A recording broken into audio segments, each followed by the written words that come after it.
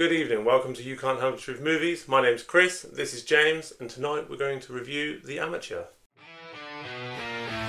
You can't handle the truth! When his supervisors at the CIA refuse to take action after his wife is killed in a London terrorist attack, a decoder takes matters into his own hands.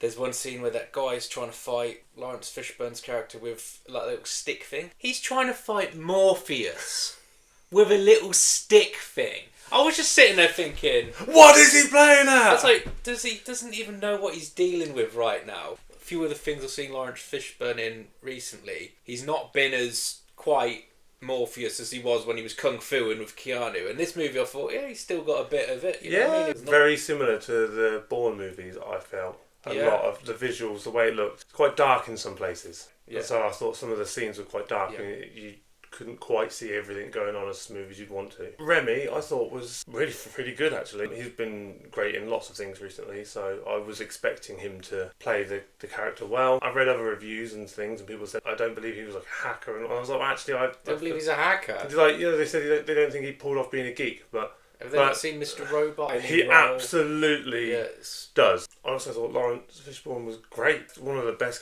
supporting characters in the film. I saw one of the reviewers do a review that said this film was basically okay. When I saw this film, it was the kind of film I was looking to watch. It delivered. The pacing of it, the beginning of the movie, it gets you into it quite quickly. Like, I wasn't sure if, like, him and his wife I was really picking up on it and that, but when he's first in that office and complaining at his like managers and they know they already know what's going on before he's done all that research, you did feel that. Do you believe that this guy's like gonna do all this stuff and that? And you kind of do, but I find as the movie goes on, you kind of lose that intensity in his character that he just wants to avenge his wife, but he just kind of keeps going regardless. But at the beginning I felt like, oh no, this guy's But I think that's part of the storyline. I think he starts to actually, once, because they talk about it several times, once you've killed somebody you lose a bit of yourself. I feel like he's getting to that point where he's like, oh, am I doing the right thing? Is this the right move? So by the end he will not pull the trigger. Like his game plan's changed. He's not trained, but he's also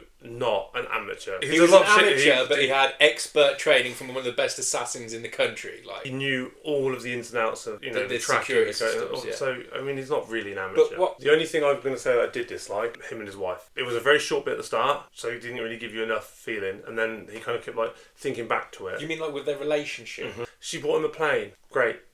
Like, there wasn't enough there. When he was in the office and he was like getting ready to avenge her, you felt the connection. But before that, when they were actually seeing each other, just like, it was a bit... Yeah, and that running after the car. Yeah. Let's just jump to it. Out of 10, where are we putting this? So I'm moving into the 7s after a lot of weeks in the 6s. Yeah. I'm going to give this movie a 7.7. Ooh.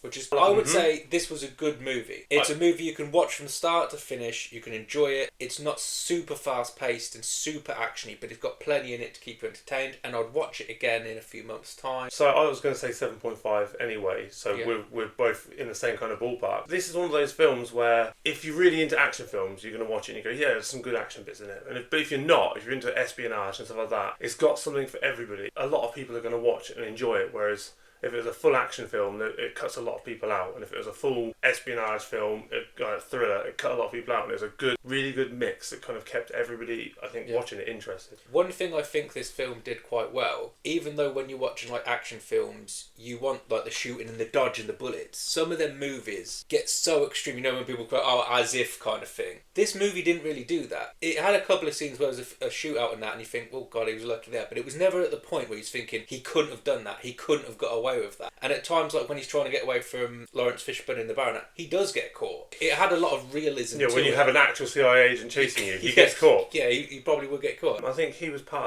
was part of the producing team on the film as well, and I think it shows. His character was really good. That's it. 7.5. You said 7.7. 7.6. Yeah, somewhere here. Yeah. Here. We just put it here, Chris.